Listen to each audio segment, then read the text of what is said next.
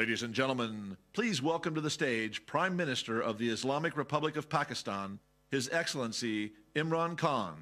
And from Sky News Arabia, our moderator, Ms. Lubna Boza.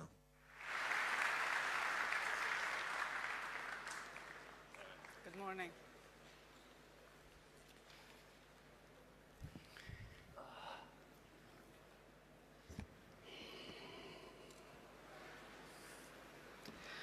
Good morning. Good morning, Your Highnesses, Your Excellencies, ladies and gentlemen. It gives me a great pleasure to be part of the FII this year. I'm happy to see a full house and so many familiar faces in the audience. So we've got 40 minutes to discuss Pakistani's economy and to discuss the emerging opportunities that might provide.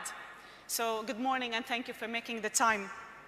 Your Excellency, you've assumed office as Prime Minister in August 2018 with a mission to achieve Naya Pakistan, new Pakistan. Tell us more about it. Well, thank you. First of all, let me say what a pleasure it is to be here. Opportunity to talk about Pakistan, investment opportunities. But Naya Pakistan is actually the Pakistan it was meant to be. Pakistan was the only state, well, one of the two states made in the name of an ideology, which was Islam. So when we talk about Naya Pakistan, it is going back to the vision of the founding fathers of Pakistan. And what the founding fathers of Pakistan envisaged was a state based on the principles of the first Islamic state of Medina. And those principles were justice, meritocracy, a welfare state where the state took responsibility for the weaker section of the society, and above all, state to educate its people. So these were the principles which, very lofty principles, why Pakistan came into being. So when we talk about Naya Pakistan, it means going back to the principles of what the founding fathers stood for. And hence, the struggle to educate our people, develop our human resources, strengthen our institutions, especially of justice. Sadly for us, some of those principles are more visible in, say, the Scandinavian republics, say in Switzerland, say in New Zealand, than in Pakistan, what was supposed to be an example for what an ideal Muslim state was supposed to be. You've mentioned so many important points that I'm going to go back to one by one. So working on human capital, fighting corruption, empowering the economy. Walk us through the economic agenda of your government now. Well, you know, we have been in power for 60 days. We have inherited two big deficits: fiscal deficit, current account deficit. And so the immediate concern for our government is to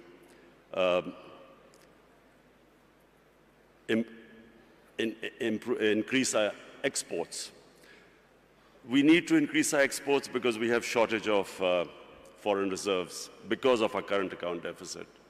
We need to get more remittances through the banking channels because there are about 8 to 9 million Pakistanis who work abroad, who are living abroad.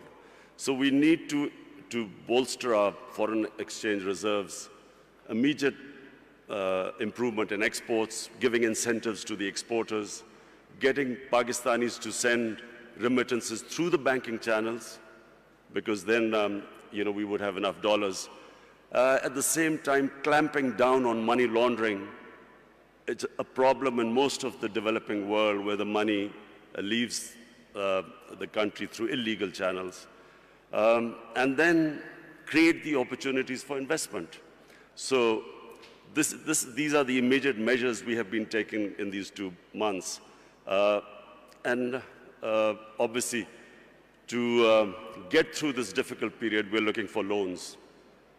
And that's actually my next question, because with such an ambitious agenda, you require resources.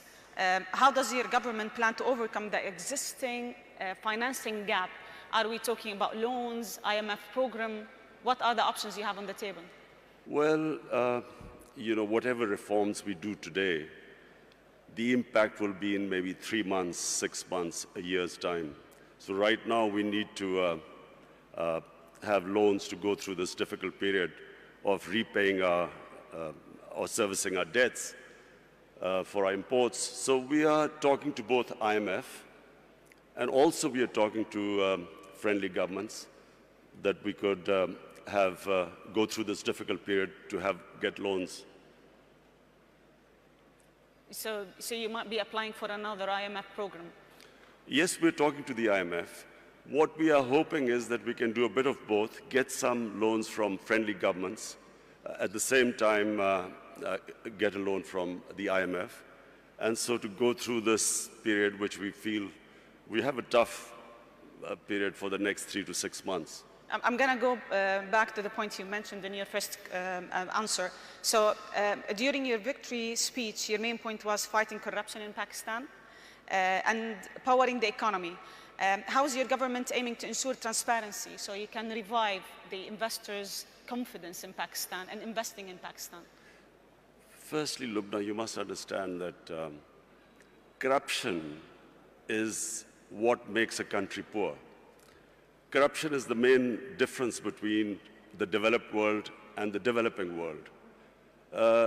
Countries are not poor because they lack resources.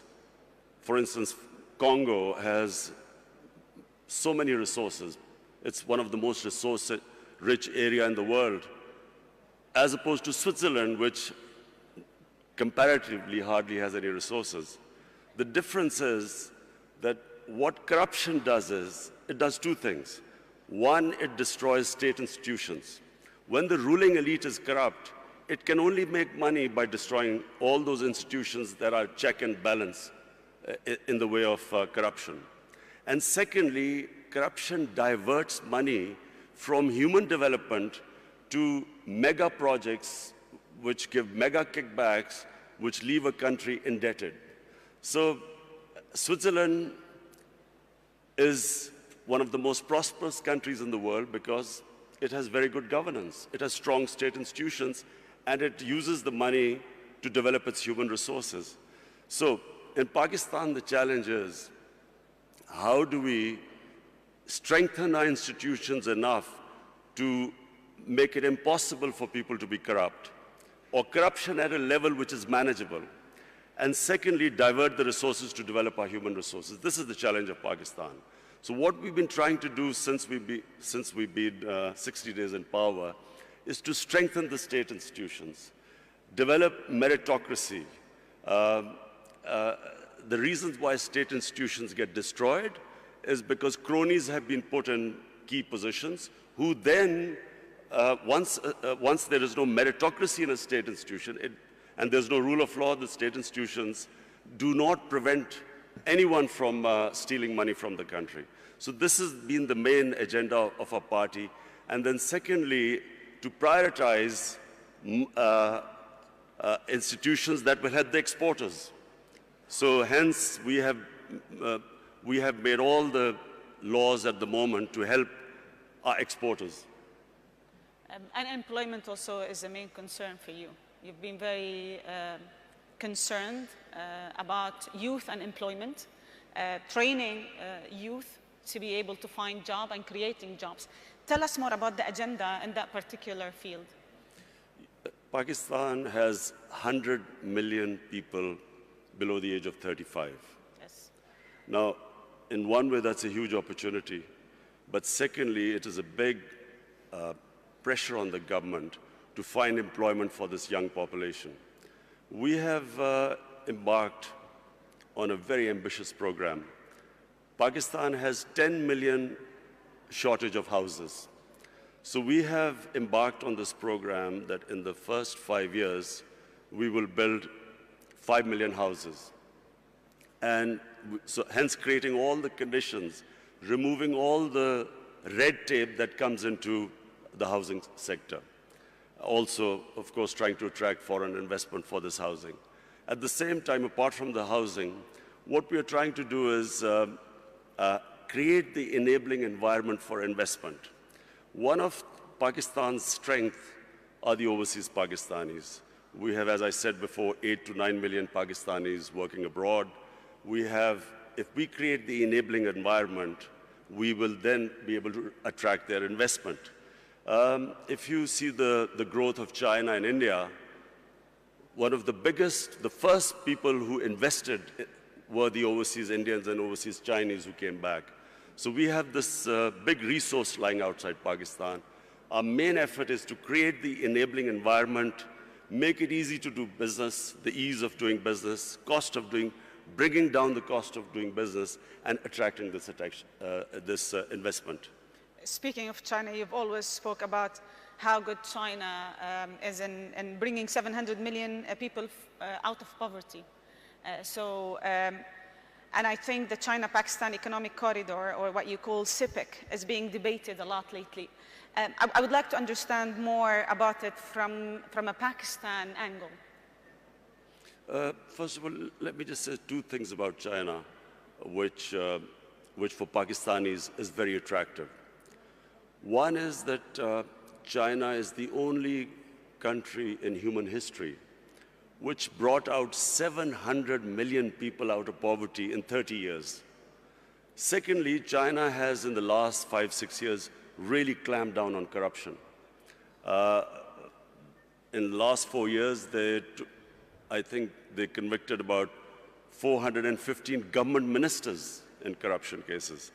So these are the two problems which face Pakistan. We have corruption, and so we are going to look for ways, because white-collar crime is very difficult, especially in our countries, to catch, because we do not have the people. Absolutely. We do not have those who understand, who can convict white-collar criminals.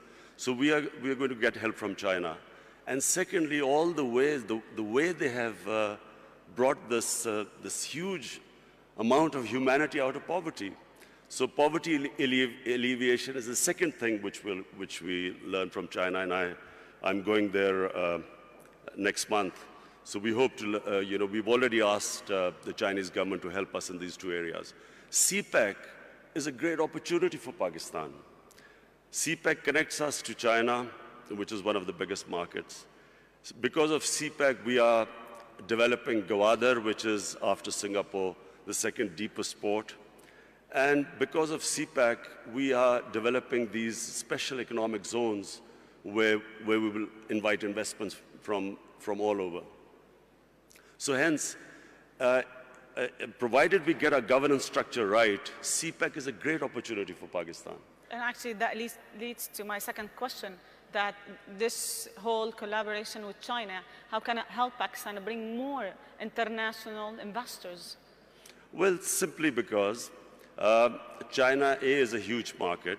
Secondly, the CPEC is this route which connects us, China, right down to Gwadar. So we have all this opportunity with these special economic zones to invite people.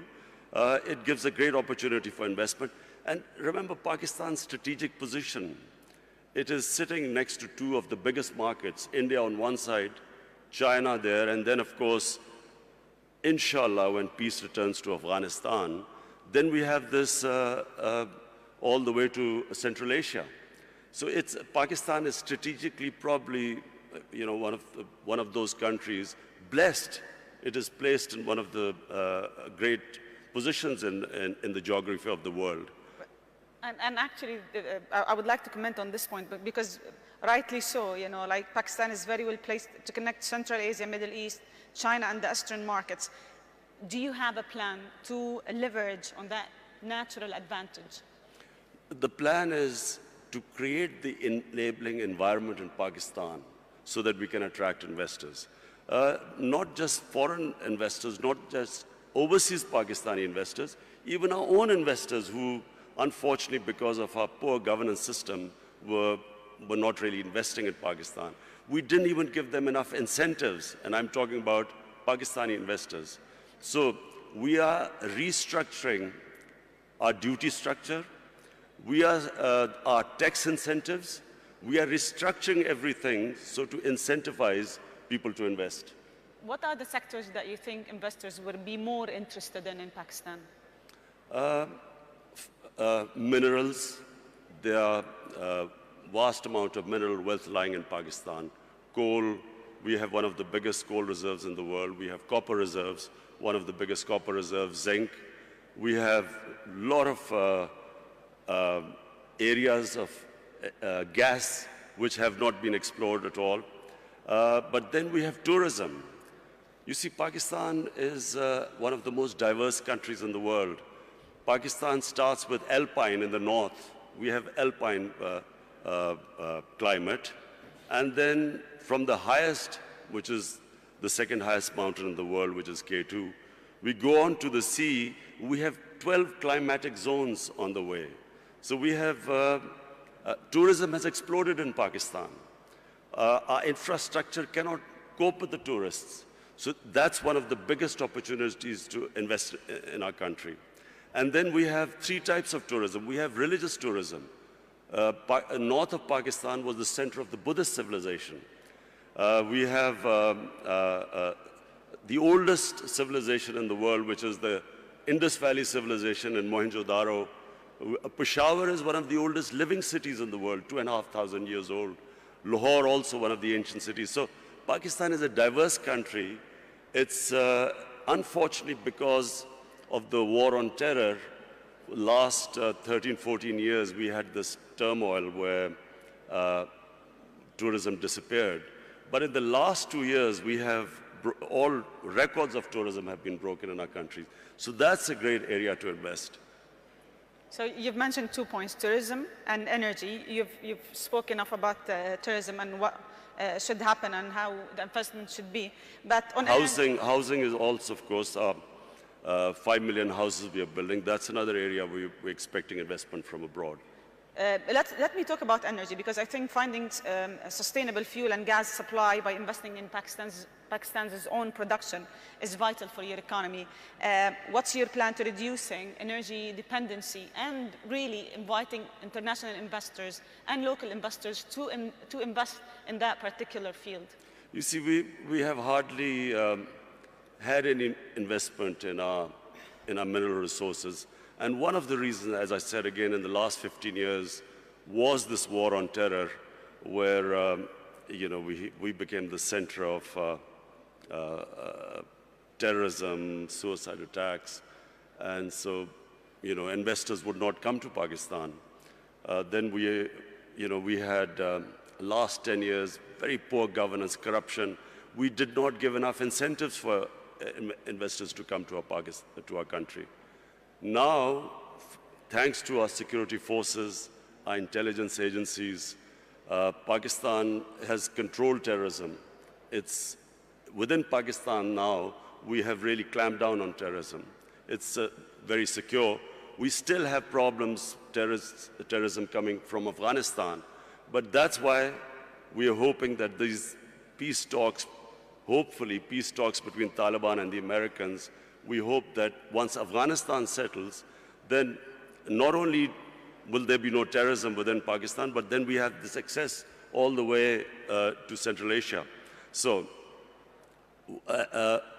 we did not have investment coming into gas, into other minerals, because we had turmoil in our country.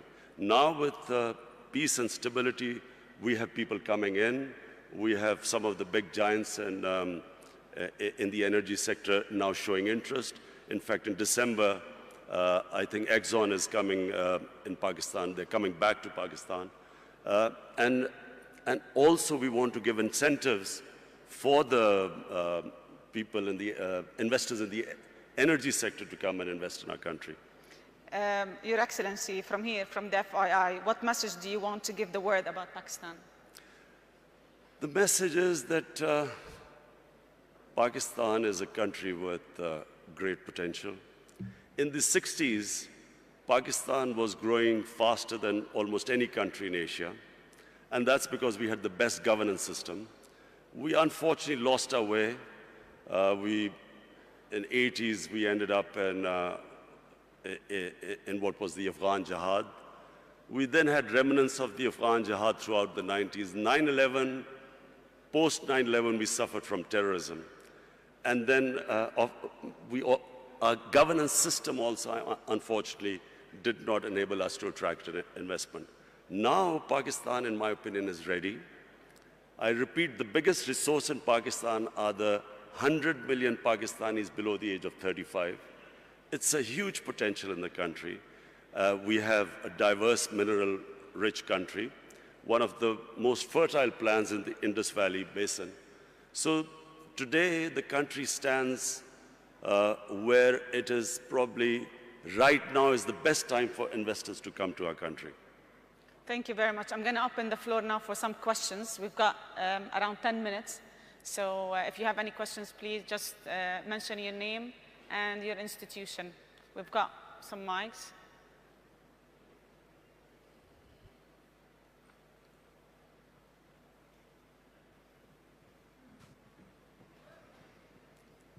I think I was very comprehensive.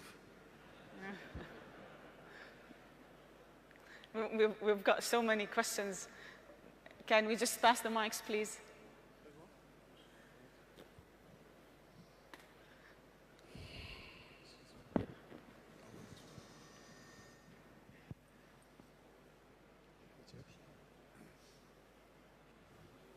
Bismillah ar-Rahman ar-Rahim. Your Excellency, welcome to Saudi Arabia. Okay, welcome. Saudi Arabia businessmen are really very much looking at investment opportunities in Pakistan. We have a lack of information. I think we need to strengthen the economic section of the Pakistani embassy in Saudi Arabia so that the Saudi businessmen have full information. We believe, from our experience, with the expertise of Pakistanis working in Saudi Arabia, who really shared with us our experience of development, they really show a potential to build a great country in Pakistan, like helping us to build a great country in Saudi Arabia. So we are looking forward to get more information about Pakistan because many Saudi businessmen are interested for investment in Pakistan. Thank you. Thank you. I have spoken to His Highness Prince Salman, and he is already organizing businessmen from Saudi Arabia to come to Pakistan to invest. So we look forward.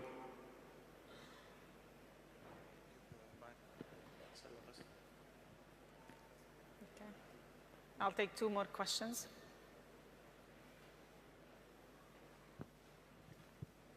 Okay. Hi, Imran. I'm Bikram from Tech Mahindra. Very inspirational talk. You did mention about 100 million people below the age of 30. And you mentioned about minerals and oil and gas. Don't you think information technology also could be an avenue for Pakistan? Yes, Vikram. Information technology could be one area where we could not only improve our exports, but also provide employment to our young people. Unfortunately, we did not concentrate like India did in information technology. We've got left a bit behind, but now we are concentrating, organizing our IT sector so we can develop it. Yes.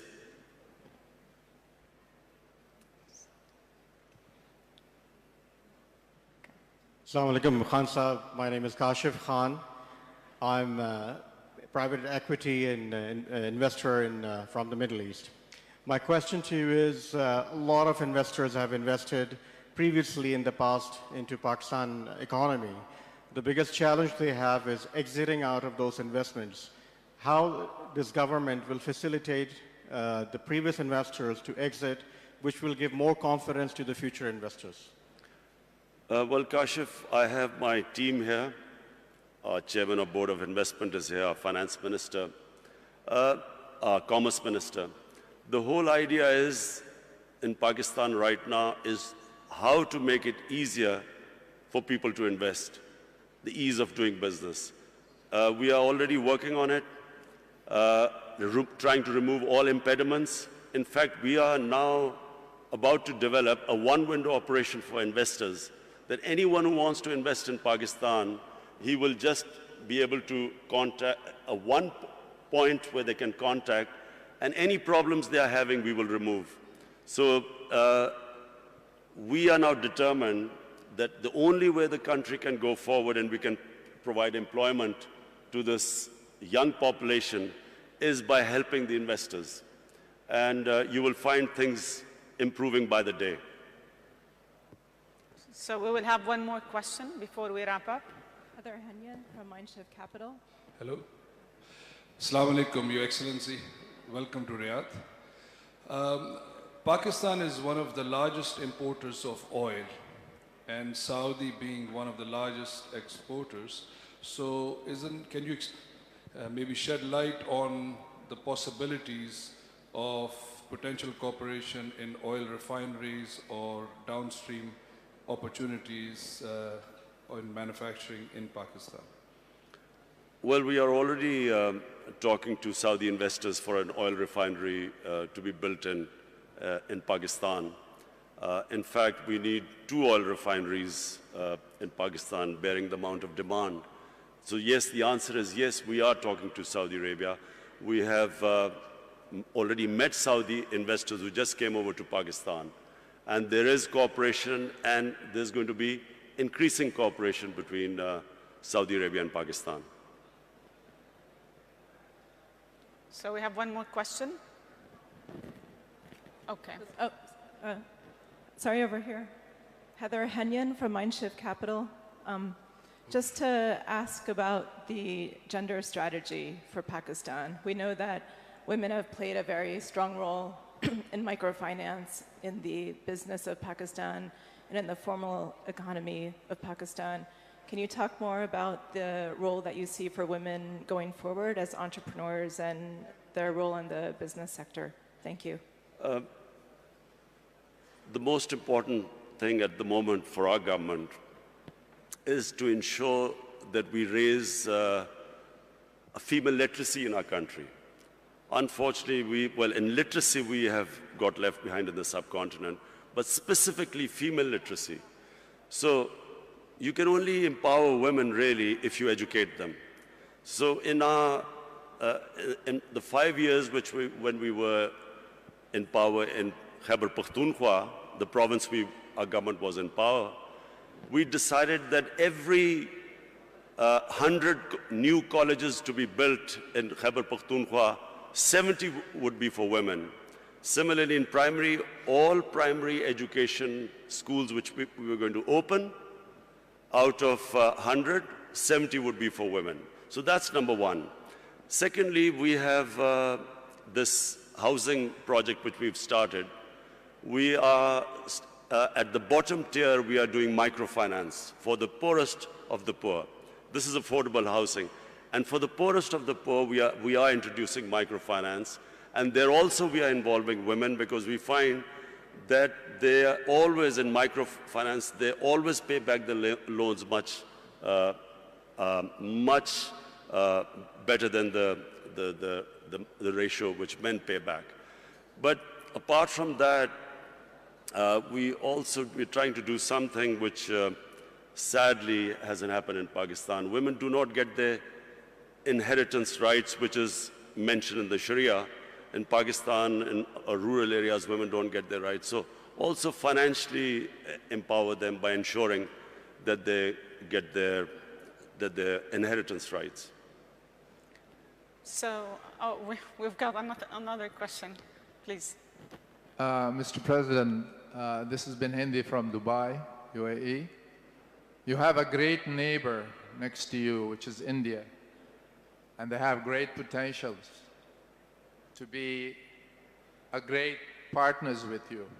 What is your efforts to let go all the past history and become one big nation, collaborating with each other in different fields and businesses. Thank you. Well, I'll answer my final question. Look, one thing Pakistan needs more than any other country right now is peace and stability.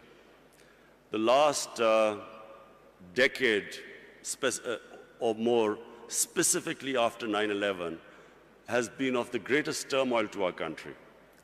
A war which Pakistan had nothing to do with. Pakistan ended up losing almost 80,000 Pakistanis dead. Our tribal areas devastated by the war. Half of the population in the tribal areas internally displaced. Over $100 billion lost to the economy. And one of the reasons why we are at the stage where I'm talking about the two biggest deficits, fiscal and current account deficit, is because of this instability and the war, where investment just dried up in Pakistan. So what we need is stability. Now, stability means peace with all its neighbors. We have peace with India, we have peace with Iran, peace with China and Iran. Our problems are right now with Afghanistan and with India. Now, when I won the elections and came to power, the first thing I tried to do was to extend a hand of peace to India. Unfortunately, and I think it's because of the Indian election coming up, and because, sadly, anti-Pakistan rhetoric brings in votes, I'm afraid we got no response from India. In fact, got rebuffed by India. Now, what we are hoping is that we'll wait till the elections, then again we will resume our peace talks with India. Peace with India is important not just for Pakistan, but for India as well. All the money that should be diverted to our human resources ends up being diverted to non-productive arms race. And secondly, peace with Afghanistan, peace in Afghanistan. It's critical for Pakistan because at the moment, the low amount of terrorism coming into Pakistan is from Afghanistan. And so it's, for us, for Pakistan, it's extremely important that we have peace with both the neighbors. And I can tell you, my government will be trying its best. We are all in Pakistan, there is a consensus amongst all stakeholders that what this country right now needs peace and stability. And only peace and stability will allow us to bring in investment to most of all, to alleviate poverty, give employment to our young population. So we will wrap it here. Thank you very much for joining us, and thank you for sharing with us all this. The Prime Minister of Pakistan, thank you.